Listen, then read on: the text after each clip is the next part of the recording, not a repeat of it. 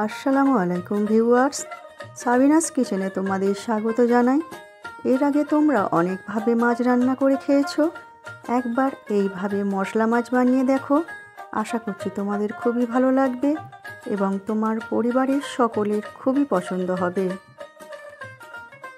Let's go. Oh my God. Aha. Yes.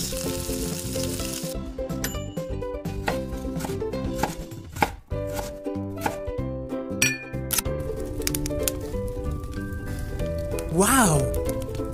Thank you. মাছ ভালো করে ধুয়ে আবার লবণ মাখিয়ে ভালো করে ধুয়ে নিয়েছি। তাতে পরিমাণ মতো লবণ, হাফ চামচ হলুদ গুঁড়ো, হাফ চামচ লঙ্কা গুঁড়ো দিয়ে ভালো করে আমি মাখিয়ে নিচ্ছি।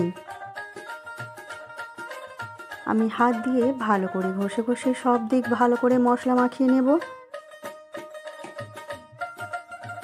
মাখিয়ে নিয়ে কড়াইতে সর্ষের তেল দিয়ে ধোঁয়া ওটা গরম করে নেব। নিয়ে তাতে এবারে মাছগুলো এক এক করে দিয়ে দিচ্ছি। এই তেল ধোঁয়া ওটা না গরম করলে মাছ দিলে চিটিয়ে যাবে। একটা মশলা বানিয়ে নিচ্ছি। আমি 4টে পেঁয়াজকে কুচি করে নিয়েছি, হাফ চামচ আদা ও হাফ চামচ রসুন দিয়ে পেস্ট বানিয়ে নিচ্ছি। মাছ আমি উল্টে পাল্টে আমি হালকা করে ভেজে নেব, ভেজে তুলে নেব। আরেকটি মশলা বানিয়ে নিচ্ছি। আমি 1 চামচ গোটা ধনে, 1 চামচ গোটা জিরে পেস্ট বানিয়ে নিচ্ছি। পানি দিয়ে পেস্ট বানিয়ে নেব ভালো করে। মাছ 2 পিঠ হালকা করে ভাজা হয়ে গেলে আমি তুলে নেব।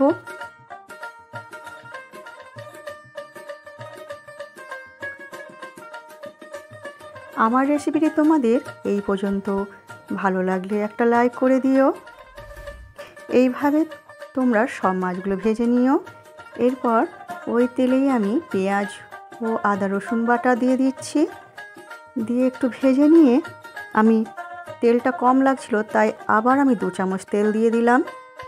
1 চামচ লঙ্কা গুঁড়ো, হাফ চামচ হলুদ গুঁড়ো, বানিয়ে রাখা ধনে ও জিরের পেস্ট ভালো করে আমি নেড়ে দিচ্ছি। নেড়ে দিয়ে এবং জায়গাটা ধুয়ে একটু পানি দিয়ে দিলাম। 1 চামচ ভাজা ধনে গুঁড়ো দেব। আমি এখানে যেই ধনে গুঁড়োটা ব্যবহার করি হালকা করে ভেজে নিয়ে গুঁড়ো করে নিয়ে এখানে কাঁচা ধনে বাটা ও ধনে গুঁড়ো দুটো দিলেই ভালো টেস্ট হয়। মশলা ভালো করে কষিয়ে নিয়ে আমি পানি দিয়ে দিচ্ছি। দিয়ে ফুটে উঠলে মাছগুলো আমি দিয়ে দেব এক এক করে। আমার রেসিপিটি তোমাদের কেমন লাগলো কমেন্ট করে জানিও এবং তোমাদের বন্ধু বান্ধবের মাঝেও শেয়ার করে দিও। পরবর্তী রেসিপি তোমরা কি পেতে চাও সেটাও কমেন্ট করে জানিও। ঢেকে হতে দেব কিছুক্ষণ। এইভাবে আমি বেশি শুকনো শুকনো করব না।